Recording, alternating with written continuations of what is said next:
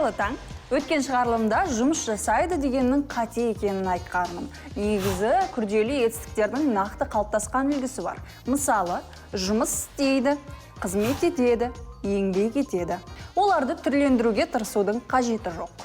Ереже бойынша жасау деген сөз шын мәнінде бірдеңе жасаған кезде қолданылады. Мәселен, жаттығу жасау, бұйым жасау. Ойпырмай, сосын таңдау жасады деп қолдану не әдет?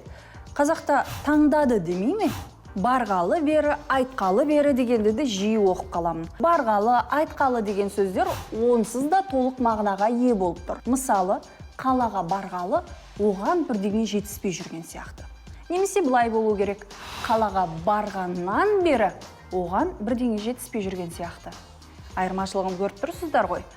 Бері дегенді қолданғыңыз келсе, онда барғаннан, айтқаннан бері деген дұрысырақ болады.